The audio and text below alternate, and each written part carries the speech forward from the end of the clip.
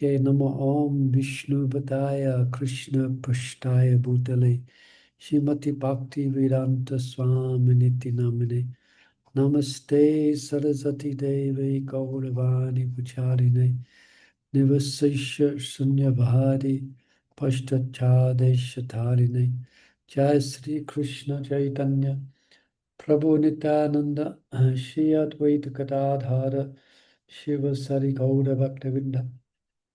Excuse me. Hare Krishna, Krishna Krishna, Hare Hare, Hare Ram, Ram Ram, Hare Hare. Hare Krishna, Hare Krishna. Okay, so there's only two of you here. Any insights to what we covered last week?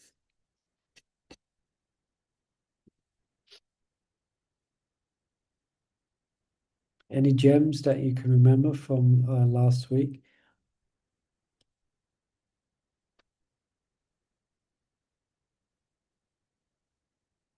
No? No gems?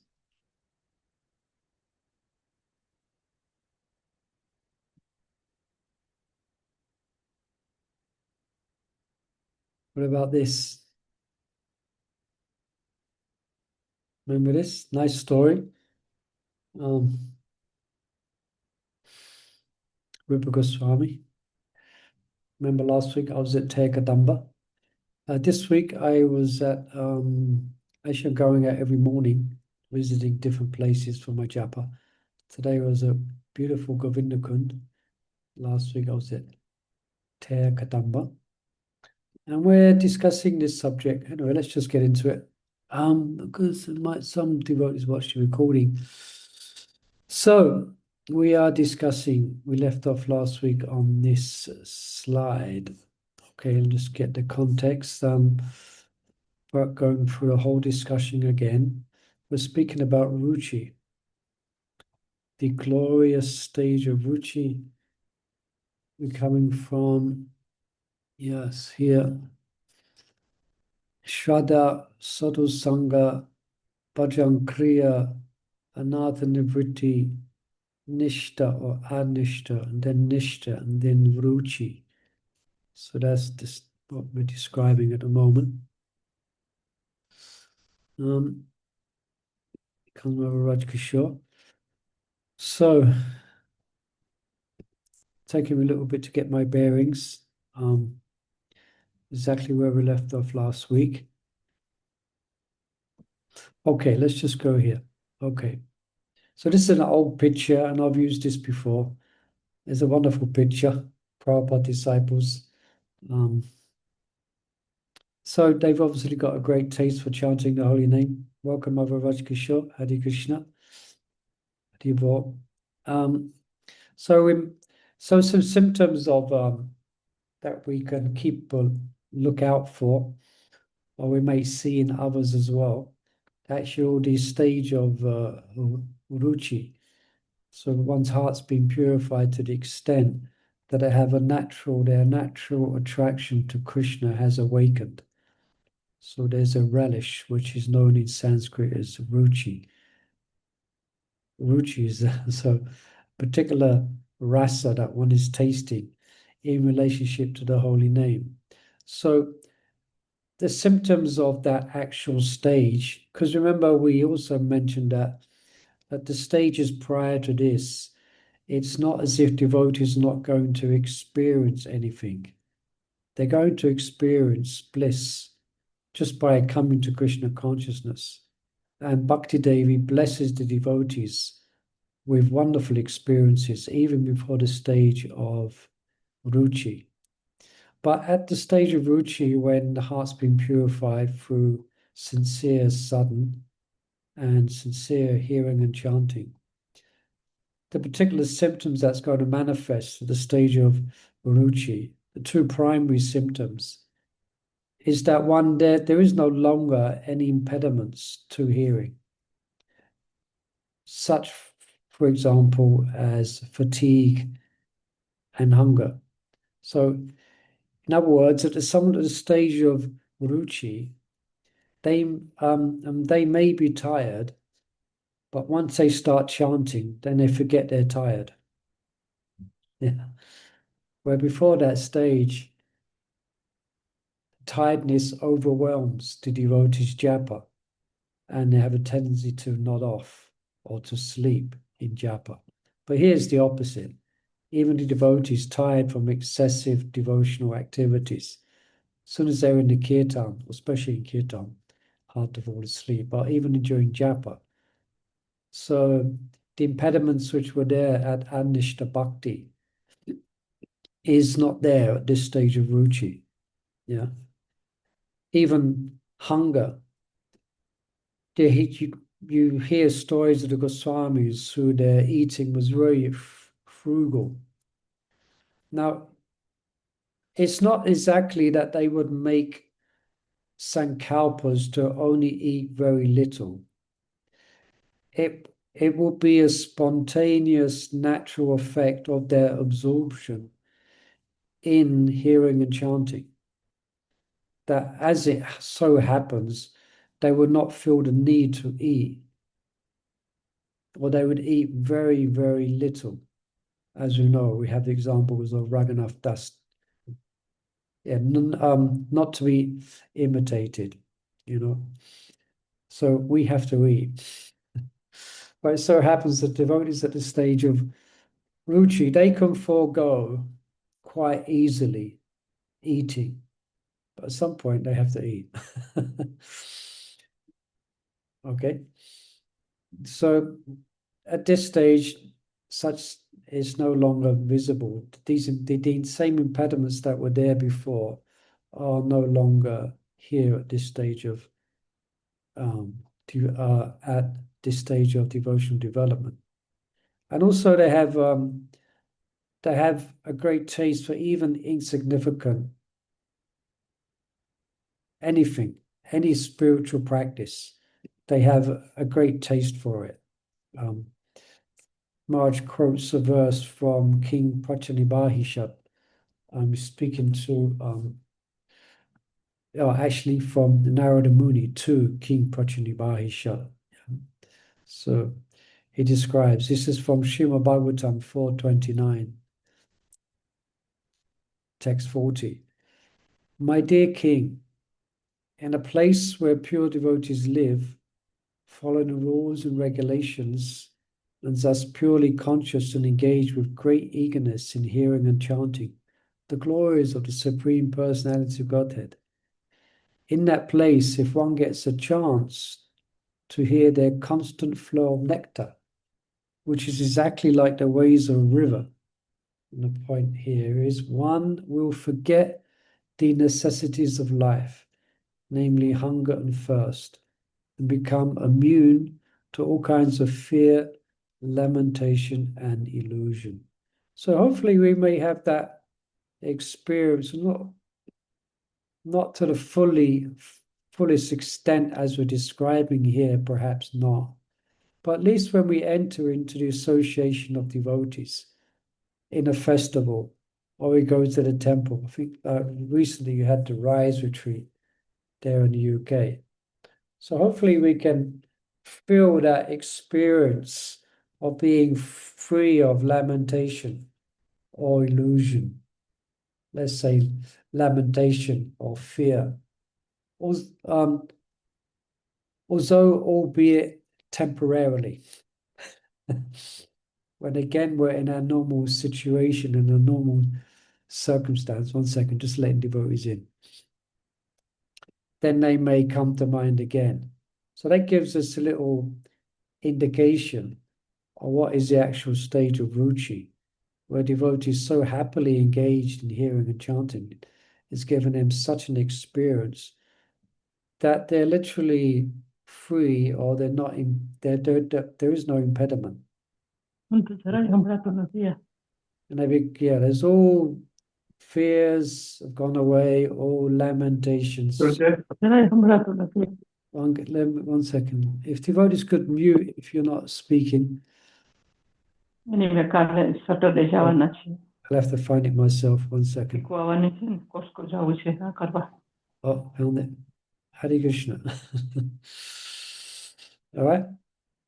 So, if devotees have just joined, welcome. Thank you for joining us. Now we have 10 devotees with us. Thank you again for joining. So we're speaking about the stage of Ruchi now. We're just continuing that. We were speaking about it last week. Yeah. Even to the extent that devotees get so absorbed in their chanting, so absorbed, and their absorption is a lot more deeper than it was even at Nishta. They actually forget. Sometimes they may lose track of who they are or where they are. Yeah. Not in the Mayavadi sense of the term, but they're so absorbed that they're kind of very much free. Marge brings out at different stages in a materialistic concept of life. One is the center of one's universe. Yeah, we think of I, me, and mine. But at these different stages of spiritual development, that gets purified. So especially at this stage, one is almost completely purified from the sense of I, me, and mine. One's fully absorbed in relishing Krishna consciousness.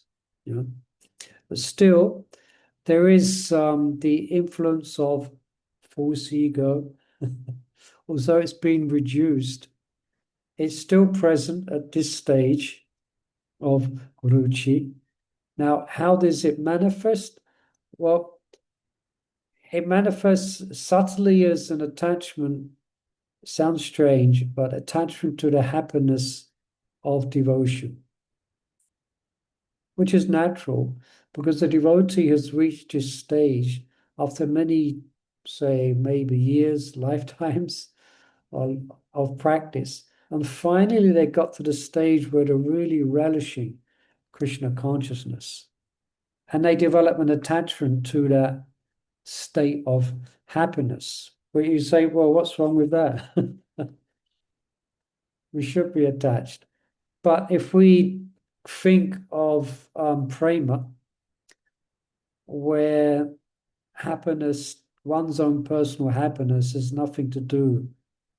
For example, Radharani prays that if my misery gives you happiness, then that misery is the best of my happiness. So that's prema.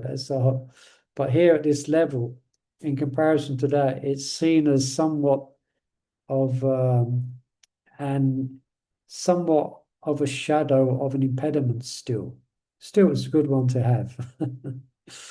So, and still, as we mentioned before, still the presence of unwanted, March describes as unwanted habits or unwanted frames of mind caused by previous offenses to the holy name is still going to be there at this stage.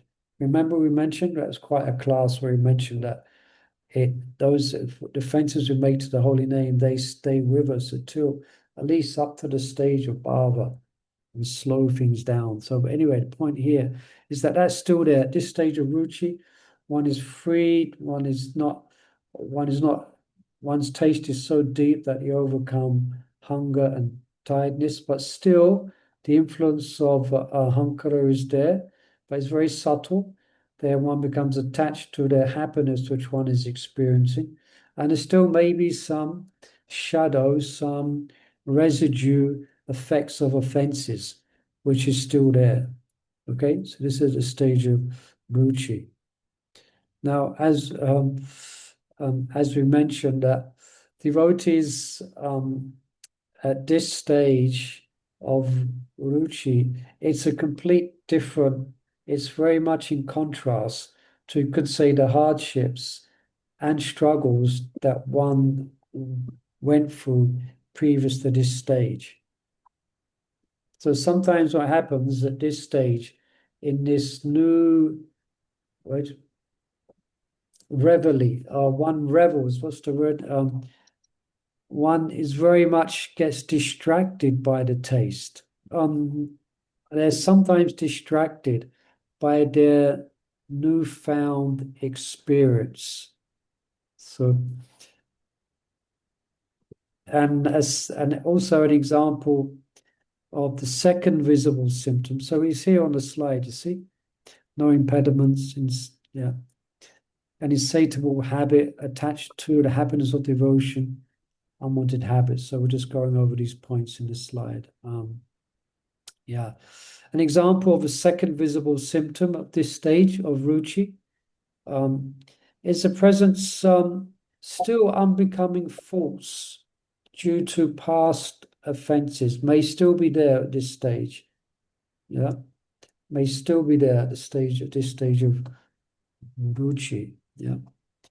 Now, we can understand that this, as we mentioned, this stage is very much appreciated and devotees very much relishing the nectar of hearing and chanting. I So, have a question, Prabhu. yeah, please, Mother, Rajkishan. Yeah. It says attached to the happiness of devotion. You become attached to that. Yeah, It, let me see. that's what I said. It sounds what it means. I mentioned if we give the comparison of prema, but Radharani, for example, she's not attached to her happiness. She's attached to Krishna's happiness. Even if her misery causes Krishna pleasure, then her misery is the best of her happiness. So that's perhaps how to understand it, what's being mentioned here. Because as we mentioned, the stage of ruchi comes after a practice of hearing and chanting for some time. And then finally, through a purified heart, one begins to experience the real, or one's experiencing the taste of Krishna, of hearing and chanting.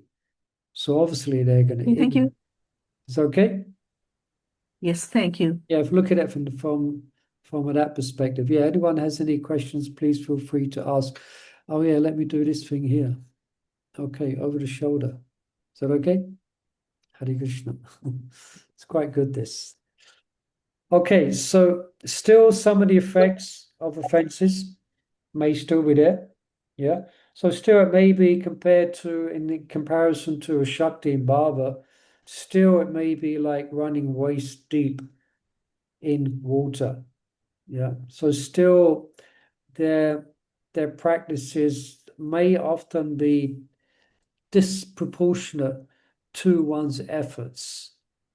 Okay, you follow that? So one is still not a liberated soul at this point. One is still held back somewhat by previous offenses, but still one is able to overcome the impediments which were there before because of the taste that they're getting for hearing and chanting. So things are really moving in one's spiritual life at this stage, but still there's some impasses to overcome. Okay. Now, Srila Bhaktivinoda Thakur, he explains that at the stage of taste, devotees have twice the spiritual power that they had a steady devotion. He mentions this in the Gotruma Kalpataru, part 1. Yeah. So they have twice the spiritual power that they had at Nishta. Yeah. Also, they have he describes it as boundless relish for the practices of devotion. And what it does, that adds new dimensions to the ever increasing faith. So that's what the dynamics of Krishna consciousness is so wonderful that as we go through the process of Krishna consciousness and enter into different stages, it opens up new dimensions. So especially when one is getting a great taste for chanting the holy name and hearing about Krishna, one goes in, there's new dimensions of wonder are opening up. And that's going to increase one's faith even more. Yeah. So Shraddha comes in the beginning and it grows, especially when one's getting this taste, then they're very much increasing their obviously their faith, which they already have, is becoming more stronger, as you can imagine. Yeah. Now, prior to this stage, up to steady devotion, faith generally is going to come from intellectual conviction. That's why it's required in the beginning stages, especially, and throughout all our stages of spiritual development, but definitely in the beginning stages, one wants to understand about Samandha Gyan. One wants to have one's faith comes from intellectual conviction.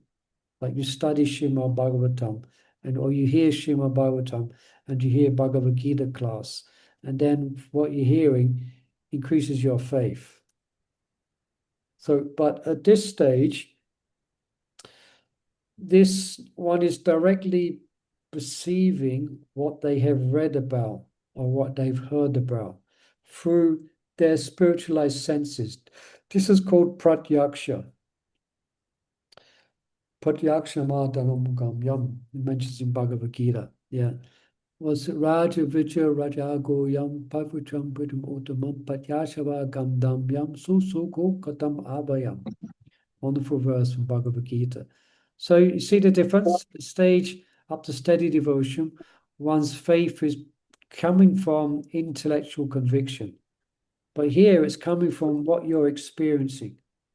And I'm sure some of you have had some wonderful experiences in kirtan, some wonderful experiences in your japa, some wonderful experiences while engaging devotional service, and wonderful experience in association of devotees. And that taste you get reinforces your faith in the process of Krishna consciousness. So you already have some experience of this, but at the stage of ruchi, it's this all the way. One is they're relishing Krishna consciousness, and it reinforces their conviction. Yeah. So, and then we have this wonderful verse here. This is from the 11th canto of the Srimad Bhagavatam. Maharaj mentions this, that devotees then taste surrender to Krishna through devotion, direct perception, and detachment. So this is this wonderful verse here. Bhakti Parishnubhava Rakti Anyecha Chesha Tri Ekakala. Would someone like to read this verse? Again, remind any questions or comments, please feel free to ask. Any readers out there? I can read. Go ahead. Thank you, Alexander G. Devotion, direct experience of the Supreme Lord, and detachment from other things. These three occur simultaneously for one who has taken shelter of the Supreme Personality of Godhead. In the same way that pleasure, nourishment, and relief from hunger come simultaneously and increasingly with each bite for a person engaged in eating. Okay, so when we read these verses, now we're reading in the context of our spiritual development. So this verse here is a well-known verse, often quoted by Prabhupada, and that's what you begin to learn and see when you're studying the different stages of devotion. You can immediately understand that, for example, this verse is speaking about the symptoms of ruchi. Okay, so it very much so devotion, direct experience of the Lord, pratyaksha. So from that comes detachment. So that these things occur simultaneously. So this generally you could say is speaking about the stage of ruchi. And one second, let's go back. Yes. So as devotees, now the relish devotees, as they advance in devotion, it's ever increasing. At the stage of taste, there's two phases are visible. So you with us? At the stage of ruchi, there's two specific stages that are visible. So I describe what they are. So of course the whole thing is different stages. You could say there's Kanishta or there's Kanishta Ruchi, then you get to Uttam Ruchi. So we hit two different phases. Now they are one is dependent. The first is devotee's taste depends upon the material quality of their devotional practices. And the second, it does not. So what does that mean? So it depends, the taste they get depends on the presentation of, for example, or the material quality of devotional practices. So say someone, for example, is very, if someone's very expert, which one performs various limbs of devotion. So say, let's just say the common example is how melodious is the kirtan, or how the Srimad Bhagavatam, the speaker, a wonderful, experienced speaker who speaks Srimad Bhagavatam, and one at the one stage of ruchi, one is getting a great taste from that. And a kirtan, one listens to a great kirtaniya, as they're called today. Yeah. And by that expertise of presentation, one experiences a great taste. Or another example may be how beautifully the deity looks, or how beautifully the deity is decorated. Then one becomes attracted. If you ever noticed, for example, if you look at a lot of the deities of the Goswamis, in comparison to the deities today, they're quite, dare I say, just for this example, they're quite crude in their presentation. They're quite simple. If you look at these ancient deities compared to these finely carved marble deities that you get today. Yeah. But the Goswamis and the devotees at that time, how much they're relishing that darshan of these particular deities from our perspective today, they may seem quite, dare say, crude in their presentation of how they're made. I think that might be the wrong word.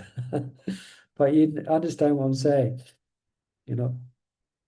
So, but these devotees, the Goswamis and their deities, they're actually, excuse me, well, losing my voice a bit here.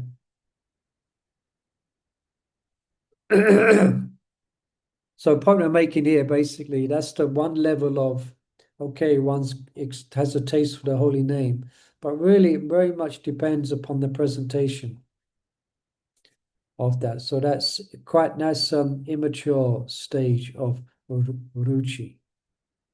So now, yeah, another stage, the other stage above that, where it isn't dependent upon the excellences of how the devotee chants. For example, Bhaktisiddhanta Saraswati, he had devotees in his mat who were wonderful singers, but he would often sometimes engage the worst singer to lead the chanting, just for this point, just to make this point. But still, Marge mentions that still, if we're making presentations of Krishna consciousness to the public, then we might want to find someone who can lead a good kirtan, etc. You know. But point we're making here is that up to the stage of attachment, Shakti, due to impurities still, devotees' appreciation depends on some degree to the way it's presented. So, but after some time, again, the heart's getting more and more purified. Jato Darpanam Marginum. I mean, that's what's been happening since day one. We're getting more purified to receive more of Krishna's grace. So as their heart gets more purified, and as their attraction matures, they understand that the material expertise, okay, it's important for attachment to newcomers. It doesn't necessarily enhance Krishna's pleasure. Yeah, so those who realize that they have, Maharaj mentions, they've attained real taste. Now, as we mentioned, the best it's a combination of both pure devotional service done with expertise, and that is most pleasing to Krishna. So that is also why we should try to become expert in our services, whatever it is, dressing the deity, leading kirtan, etc. And then, yeah, Maharaj mentions from Chaitanya Charitamrita that in fact devotees are expert. The word for that is daksha, is one of the qualities of a devotee. So the more devotees hear about Krishna, then the more and more they may know the loving proficiency with which Krishna's eternal associates serve Radha Krishna. Like we read about the service of the gopis, read about the service of the manjaris. Their service is perfect. Everything they do for Radha and Krishna is perfect. And that's a symptom of their love. So that's the other side. Okay, but from one perspective, devotees different levels of appreciation at the stage of ruchi. One is less mature, one is more mature, where it's not dependent on the excellence of presentation. But over and above that, in the stages of perfection, then devotees want to do everything nice for Krishna. Okay.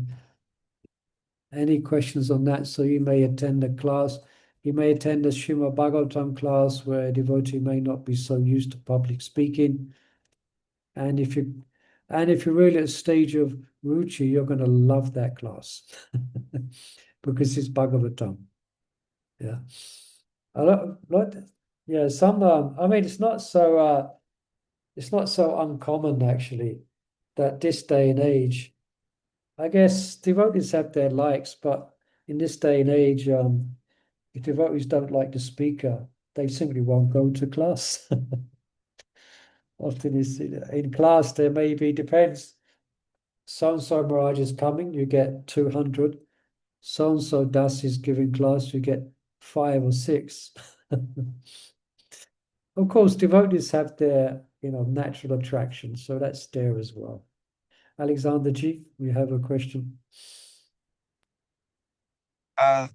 Does increased faith refine taste? Does increased faith? It's the other way around. This is what I'm mentioning. In taste refines faith. In the beginning, one's faith is dependent upon conviction, intellectual conviction. But at a stage of ruchi, what one experiences refines and increases one's faith. Yeah, because one is read about, one is heard about, one's had some experience, but at this stage, one is really engrossed in that experience. So that's increasing their appreciation, that's increasing their faith in the process of Krishna consciousness. So it's kind of, if I've understood your question, it's the other way around at this stage. One's pratyaksha, one's direct experience of Krishna increases their faith. That's why we need these experiences as well. That's why we want to be progressive in our spiritual life, that we're having these experiences. And it's important because that will give us conviction, that will give us, increase our conviction, increase our enthusiasm for the process of Krishna consciousness. So now this stage also, this stage of ruchi has an interesting phenomena, is that at this stage, devotees really heartfelt condemn their past sinful ways. Before, it may not be so much. They read about it, oh yeah, I did this before I joined, I did this, I did that, I used to go, I do this. It's not coming from the heart. But at this stage, at stage of ruchi, what they're experiencing shines a light on their previous sinful activities, and they lament. They deeply lament, yeah, for their past sinful activities. And that's why you hear the songs of the acharyas. Like, for instance, I didn't put it up on a slide, but it's a nice bhajan, Prabhupada's favorite bhajan. Hari Hari Bifale Janmana Ganaino Manosa Janma Paya Radha Krishna Nabajiya Janiya Soniya Piskalenu. So Norton, is it Norton, is it? Norton's obviously deeply absorbed in Krishna. So when he reflects for our purposes on previous life, for our teaching, at this stage of ruchi, one looks back and one says, the translation, "O Lord Hari, I've spent my life uselessly. Although I obtained a human birth, I refused to worship Radha and Krishna, and in this way I have knowingly drunk poison." And he goes on. The treasure of love of God, we know this verse, Goloka Prema Dana Harinam Sankirtan Rati na Rati na attraction Jamalukena Jaya. So no translation. So this is the type of mood that devotee stage of ruchi is in. They're having of ruchi bhava, ruchi shakti bhava. Yeah. The treasure of love of God has descended from Goloka Vrindavan in the spiritual world and appeared in this world as the Sankirtan movement of the chanting of the names. And so on at these stages, what do they think? Norton says, why am I not attracted to it? Day and night I burn from the poison of material existence, but still I refuse to take the antidote. You know? So there's a sense of repentance there based on what one is experiencing. And that, of course, it may be there before, but again, it may be intellectual before. You read about what is the sattvic life, and you read about Dharma, how to act correctly. Then you think about the activities you did before. You think, oh, that's pretty bad. Shouldn't have done that. But at this stage, it burns the heart. It's intense, and sometimes devotees will cry because of what they're experiencing now compared to what they was doing previously. And therefore, we have our acharyas as showing the example. We're seeing so many wonderful bhajans of lamentation. So you can really lament like that when you're experiencing Krishna consciousness. Yeah, can really it's coming from the heart. And so moving into a Shakti, what's the time? Oh, okay, good time. Okay, let's just finish with this chapter. Maharaj gives a nice summary and introduces us into the next section. Anyone like to read this? Any other readers apart from Alexander's just read? And Mother Rajkishore, you often like to read. You like to read these 2 slides? You can see if you unmute. Right. It's because you got your another screen. It's you 2 of you on the screen. You That's can't why see the picture becomes very small to Okay. read. All right, let me try and do something. Let me change it just for now. What about that? Thank you very much. Go ahead. Yes. Wandering here and there, devotees intoxicated by ruchi cry and cry until they come into the presence of Vaishnavas, discussing the topics of their beloved Lord. As they listen to the nectarian Mahabhagavatas, devotees' distress flies to a distant place, and they drink the Lord's glories like parched chatak birds. The discourse finished, such fortunate devotees enter into the celestial festival of singing and dancing, a festival that amazes even the demigods. Thank you. If you read this one as well, it continues. Okay, a kind of obsession.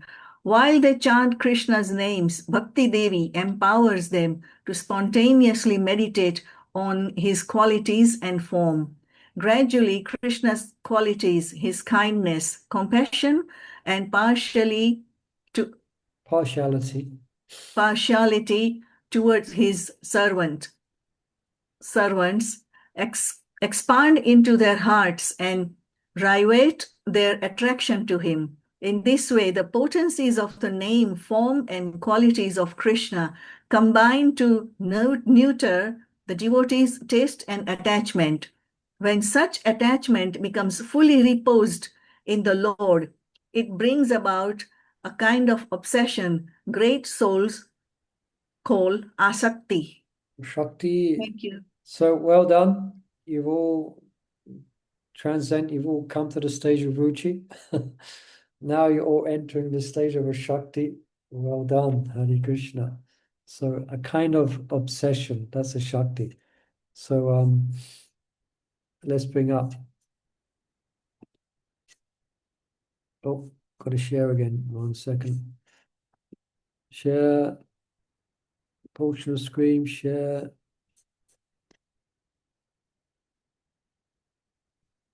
Moving things around.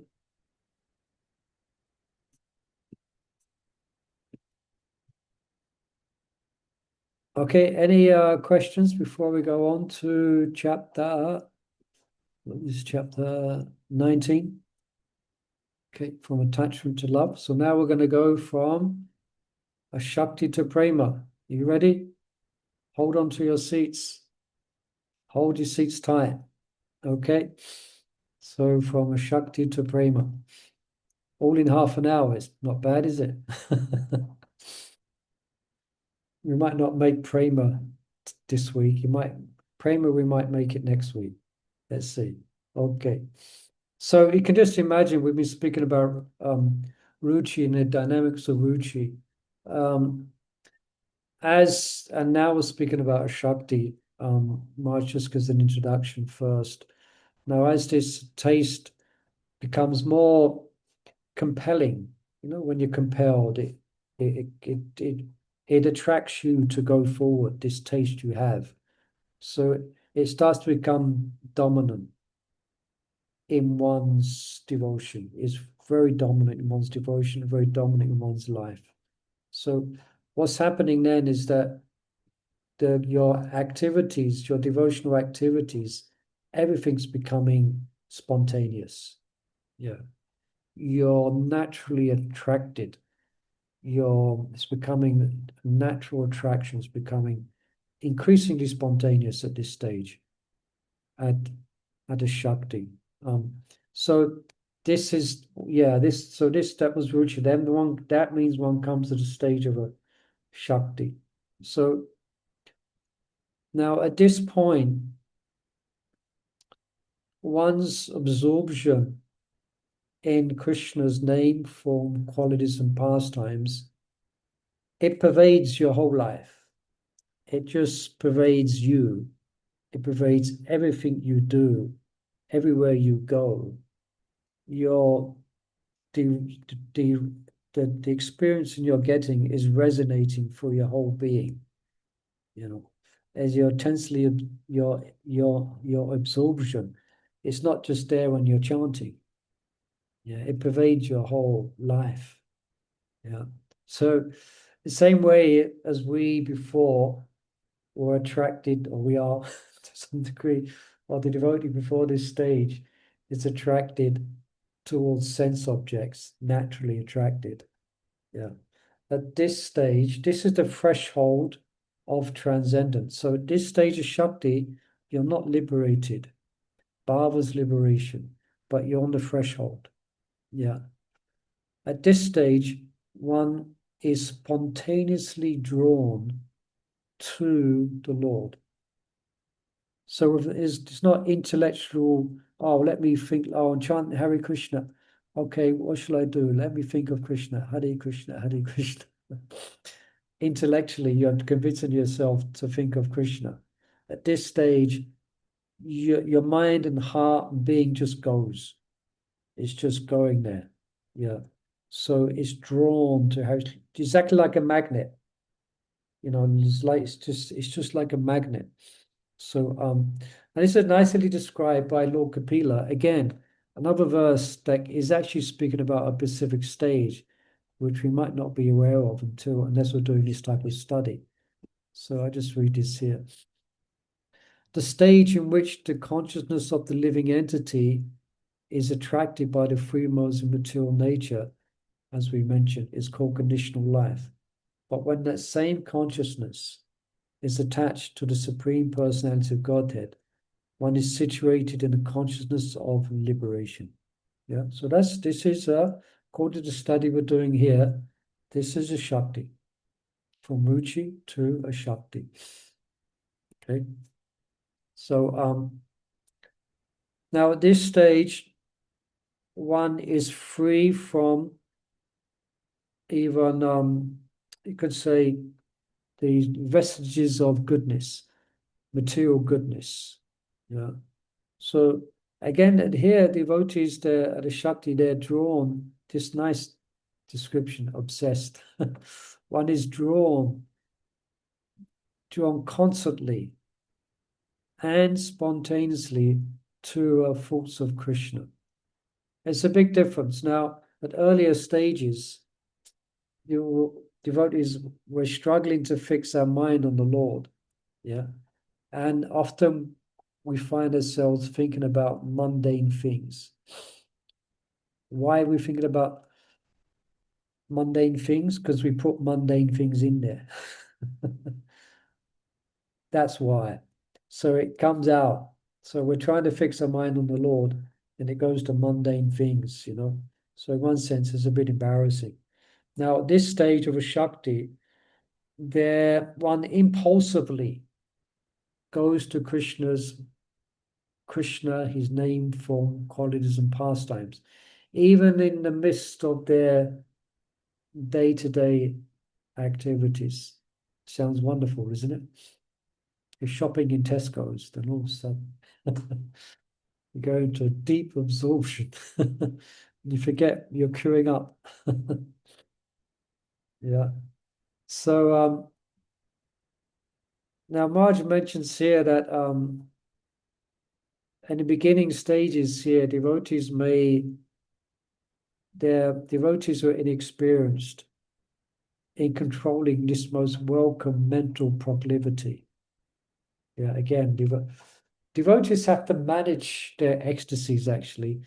As devotees advance in Krishna consciousness, they have to learn to manage their ecstasy. I mean, Prabhupada was, for the sake of spreading Krishna consciousness, Prabhupada managed his ecstasies. Yeah, he had to, otherwise he would get nothing done.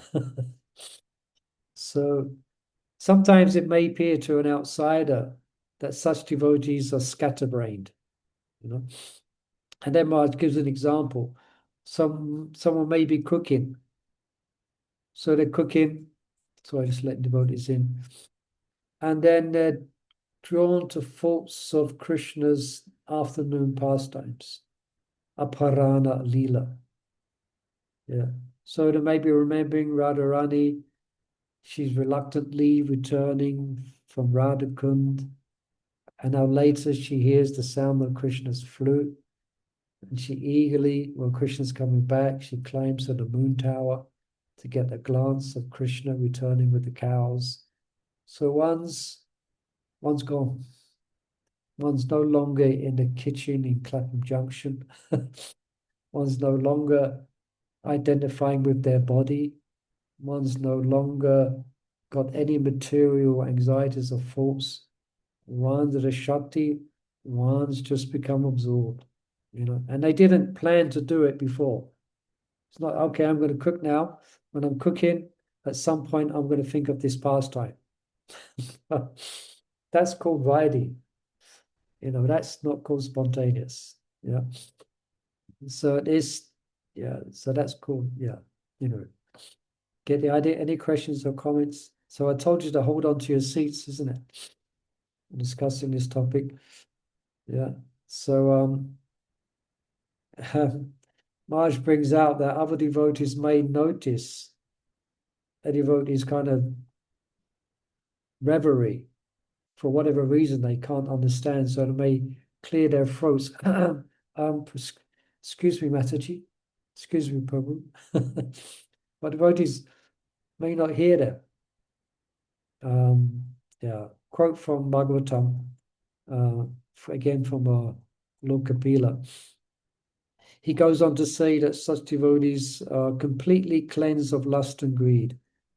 At this stage, they no longer identify with the body or bodily possessions. Yeah. So everything will be out of habit here. They may have grandchildren, they may have or whatever, relatives or whatever, but they don't have any identification. They just don't identify with them. They mean to identify with them, but you understand? They identify more with belonging to Krishna's family. They don't have much, anyway, they have no longer identify with the bodily or bodily possessions. The identity is very strong and that it's in relationship to Krishna. So yeah, I was going and jumping ahead of myself a bit. So only out of habit. So they identified in the world out of habit, and that habit really is a will-o'-the-wisp. Then they are somewhere else, So yeah, what more notes we have here? Yeah, in this we see an example of Prabhupada. They're situated fully in realized knowledge. So everything they see is an udipana. Everything they see is in connection with Krishna. So that we may, we take for granted when we hear about Prabhupada and his morning walks. I think we have mentioned this before. But Prabhupada would always see everything in relationship to the practice of Krishna consciousness, everything he would see, whether it be birds scrambling to get the pieces of bread which is gone into the lake, whether it will be a frozen puddle, whether it will be a bridge or some still, which is called unalloyed. Yeah, Prabhupada would just see everything in connection to Krishna. Yeah. So, let alone that this chanting at this stage, it becomes quite compulsive. Yeah. Even if they're not chanting loud, I mean, some people may practice this. It's a good practice to do. I mean, I practice it from the level of a practitioner, but I practice trying to chant when I'm sleeping. Yeah, when I'm sleeping, I close my eyes and I chant the Maha Mantra. At some point, I sleep and forget. But then when I awake again, I chant. Yeah. But this here, devotees are doing this compulsively. They're chanting the mind even during, or Marge mentions, during sleep. Now, as we mentioned, the potency of their devotional practices is more at the stage of ruchi than it is at the stage of nishta. But this stage is twice as potent. So twice as potent is the spiritual practices of ruchi than nishta. But the shakti is twice as potent as ruchi. So again, as ruchi opens up different dimensions to the treasures of the holy name, let alone the shakti. Yeah. So here, Krishna's forms and his qualities, not only his forms and qualities, but now his pastimes are appearing within the heart. Now, this appearing within the heart is not exactly coming from transcendence, and we'll explain that. Let's check the time. Oh, 5 minutes. Okay. Now, at this stage of chanting, devotee, they're like they've fallen into a bottomless well of bliss. Would anyone like to fall into a bottomless well of bliss? Hands up. Yeah, they like to fall into a bottomless. What's your desire, Prabhu? I would like to fall into a bottomless well of bliss of Krishna consciousness. That's a Shakti. Yeah. So they're lost to the world, and the world is lost to them. Yeah. So at this here, they're no longer. Before, one has one's internal development, seva sadhaka rupena. Yeah. And they have their internal lives and they have their external lives. But here at a Shakti, there's no everything is completely spiritualized. Yeah, everything's completely spiritualized. And gone too hard. Yeah. So the point we're making here is that at Shakti, the process of remembrance is aroha. It's ascending. It's not fully spiritual. So that means one's remembrance as based, what's remembrances that are coming is based on what one is heard, or so one is heard, and it comes to mind. It's not coming from the spiritual realm. That is bhava. So this type of shmaran, it's not complete spiritualization. Yeah. It's not, what's the word? Spruti or vishpruti. So these are direct manifestations coming from the spiritual realm into the heart of the devotee. That's not going on here quite yet at the stage of a Shakti. It's Aroha. It's not coming down. Do you follow that? Yes. So, yeah, let me just read this sentence here so we're clear. True, on the absolute platform, there is no difference between thinking about Krishna and seeing him directly. But devotees at a Shakti are not yet on the absolute platform. So they're still conditioned souls at this point. You follow? Rajkishore is looking very serious. Do you ever follow, Mother Rajkishore? I didn't know, that's why. Yeah. Sort of lost. Yeah, it's interesting interesting, isn't it? So at the stage of a Shakti, one example is like devotees are trying to, their meditation on Krishna, his pastimes, etc. They're like trying to peek through a crack between the doors of the cinema, trying to see. Like, I don't know if he was young, he tried to get into the cinema for free, but he couldn't get in. They're just looking through the door, you know. Now, yes. Now, devotee at bhava, as far as I can understand, the higher stages, they're comfortably seated in the cinema. I mean, they paid the price, they got the ticket, and they're watching the whole thing unobstructed. They're watching the movie unobstructed. You know? So now at such times, what's going to happen is that one's intelligence, at this stage of a Shakti, one's intelligence is somewhat ineffective in their attempts to invoke Krishna's full presence. So at this stage, there's a stage where they're realizing Krishna has not given me his mercy. Hasn't given me his full mercy. So there's this where they're thinking, so at this stage is all there. So we're still speaking about a Shakti again. Shakti.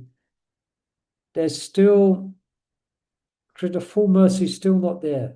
They're getting a great taste, get quite overwhelmed experience, but they have a sense of dejection transcendental dejection. Yeah. But then again, a wave of Maharaj described like a wave of hope. Yeah. To obtain Krishna's direct vision. So that surpasses their melancholy and again absorbs their faults in Krishna. So they're going to this very emotional state, invoking further images of Krishna. So now I just read this last sentence here. We follow. Exciting discussion, isn't it? It's always exciting when we discuss about the different levels of Krishna consciousness and what we are aspiring to achieve. Yeah. So to increase their hankering for perfection, a Shakti gives them a hint of their original spiritual forms. Yeah. A hint. It's one has a sense of identity that is very distant, but it's there. A sense of identity of an eternal relationship with Krishna. It's not fully revealed, but a slight scent, a slight hint is coming. Yeah, so it's a faint illusion, not allusion to one's eternal service. So then the devotee's heart is flooded with happiness. And then next week we have another, yes, we continue on this subject. This is slide 3. In this chapter, we have 12 slides to go. So to get through Shakti and Prema might take a couple of weeks. So don't mind waiting a couple of weeks before you reach Prema. Okay, Hare Krishna. All right, let's stop there. Next week, we're going to cover these slides. Beautiful picture there. Okay, thank you again for everyone's attending. Thank you for your attention. And next week, I'll be in Mayapur. Hopefully, I'll be at Mayapur, settled with my computer plugged in at this time. I leave from Vrindavan next Thursday, so I should be there on time. Okay, so thank you, everyone. Have a wonderful week and look forward to seeing you next week. And again, if Next week is Narsingha Chaturdasi, Murli Prabhu. really on the Thursday, Yeah, Thursday the 30th. okay, so then should we try Friday? Yeah, that should be fine. Yeah, let's try Friday. Yeah, thank you for that, Mom Sacha. So okay, so definitely I'll be there in Mayapur on Friday. So let's tune in on Friday. We continue this wonderful discussion on Krishna consciousness. Jai Shri Prabhupada ki jai. The Gauda Premanandi Hari Bo. Hare Krishna, Krishna Krishna, Hare Hare. Hare Ram, Ram Ram, Hare Hare, Hari Bo.